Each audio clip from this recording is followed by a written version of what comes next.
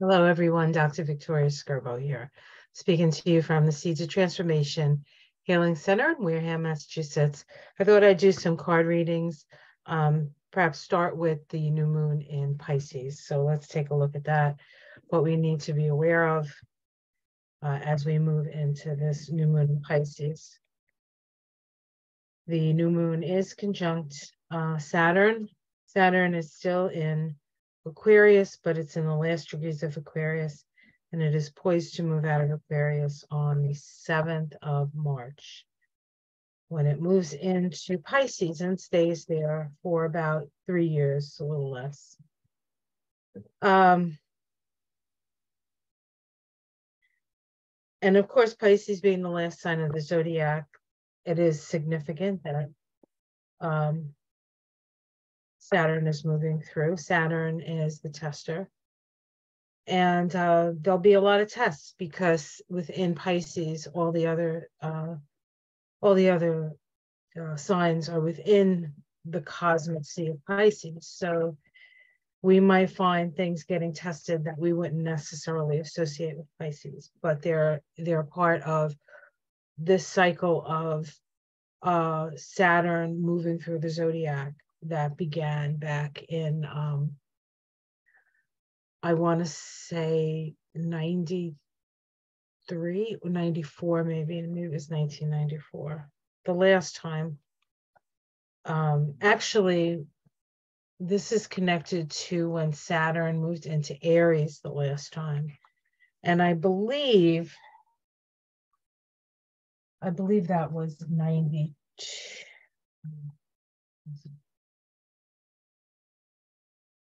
Hold on one second. Oh.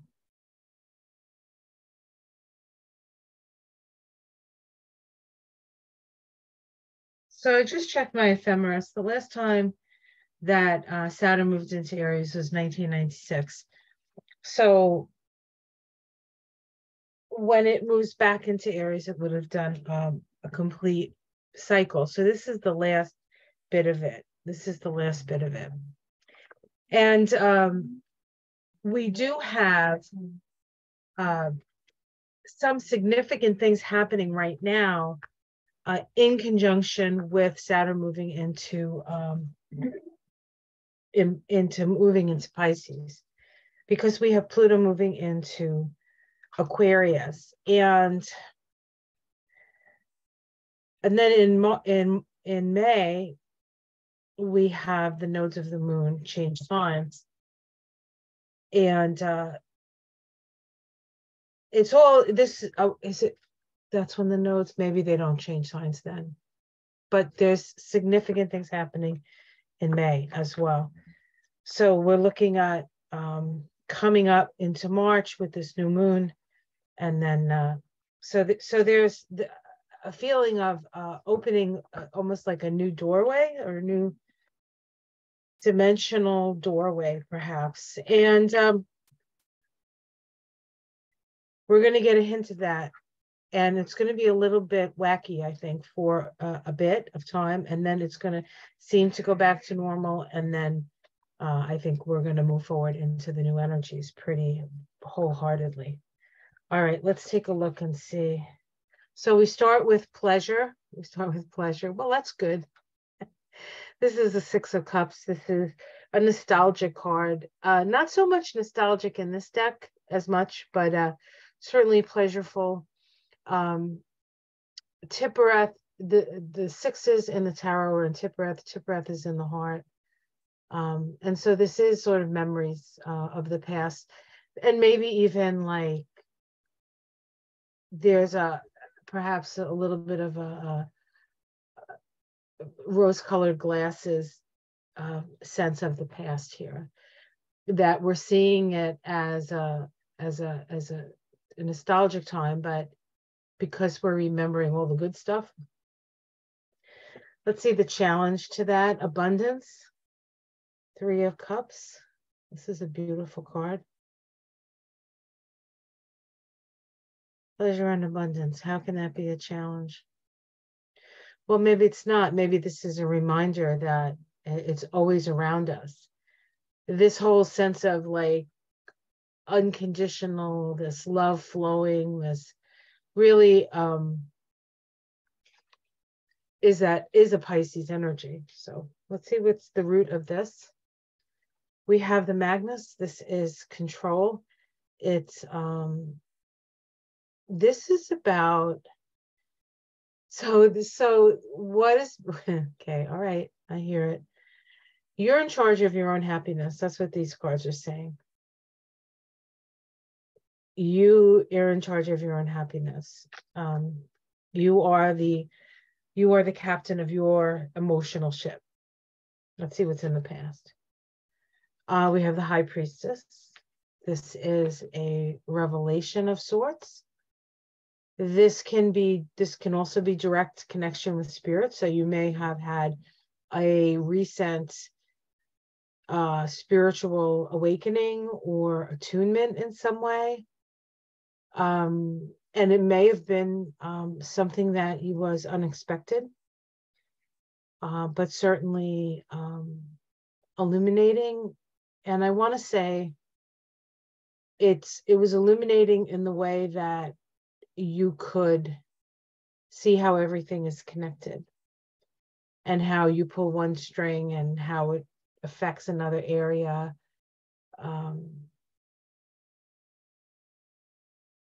Yeah, that's the past. Let's see what's in the sky.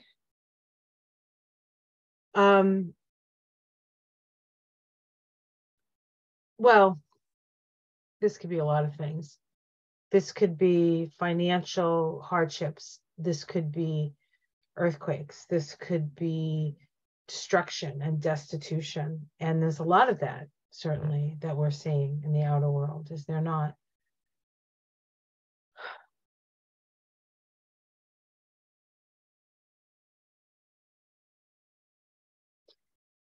There's also a lesson or a message in a sense of what you have lost.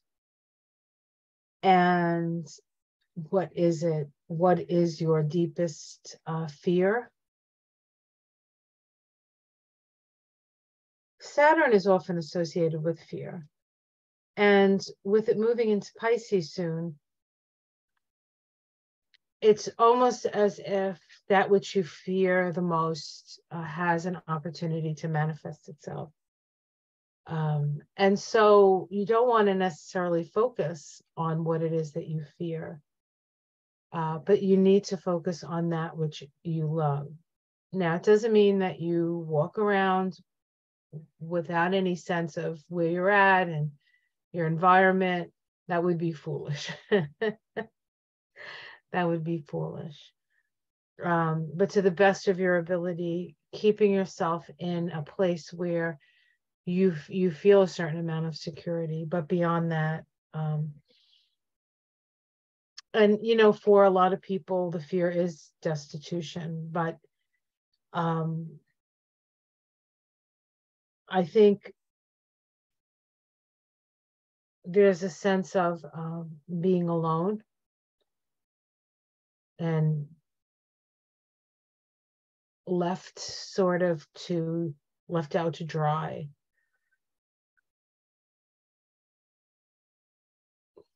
That is more terrifying in a way. Let's see what's in the immediate future. We have strife. So things in the outer world are going to be difficult. This is the Five of Wands. But the Five of Wands, while it's strifeful, it's also highly creative. So there is a creative capacity that comes from what you have to face. Now, this strife card is Saturn in Leo in this deck. Saturn is a restriction. Leo is your voice. You may feel your voice is restricted, and that can bring you strife. How it's seen from the outside. Fulfillment.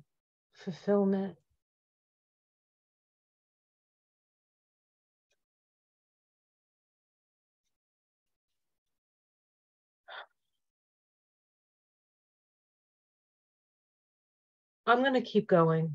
I have a thought about that, but I'm going to continue.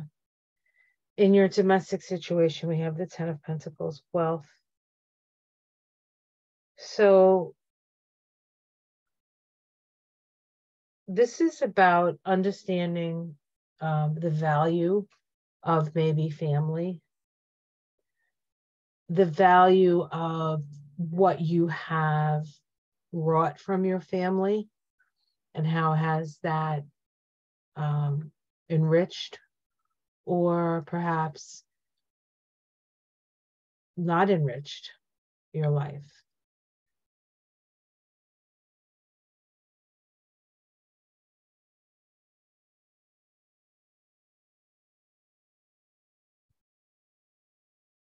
Hopes and fears. We have the Prince of Wands. Prince of Wands.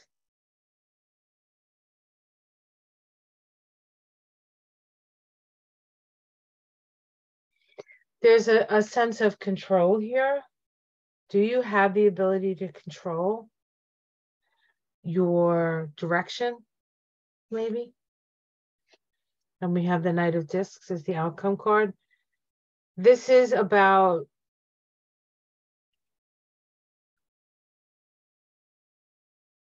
nurturing that which has come before, nurturing the things that have grown for you, that have helped you to grow and have grown for you. Tend to your crops, protect your crops, be patient.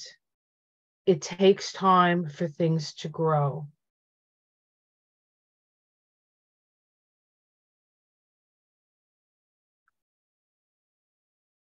It takes time for things to grow. And we have the Lust card, which is the Strength card in this deck. This is about speaking. This is about having your voice heard, this card.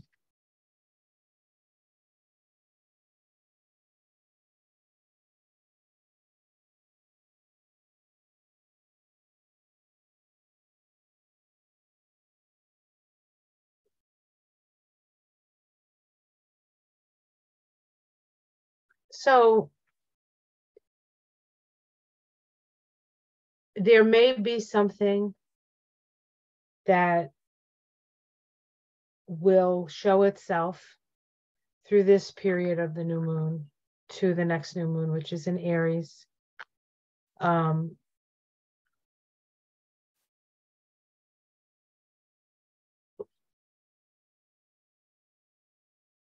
Where there can be some frustration about not having your voice heard. How do you put out your realizations out into the world, a world that is so tied up with fear and loss and terrible things happening? You know, will there be an earthquake? Will there be a war? Will there be a mass shooting? All of this stuff out there that creates worry and fear. And yet, you know that it's all connected, and if we can focus our mind and change our consciousness, then we could co-create a different reality. We don't have to do what we've always done. We don't really need to be at war with each other. We don't.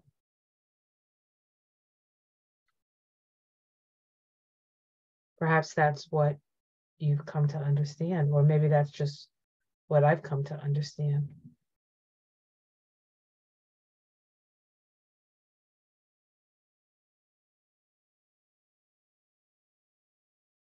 Okay, that's what I see. New moon in Pisces. What I see. All right, guys, I hope you enjoyed that. Like and subscribe if you would. I do have a Patreon page if you're interested. Otherwise, I will see you again soon for another reading, and certainly for a whole lot more astrology. Take care, everyone. Namaste.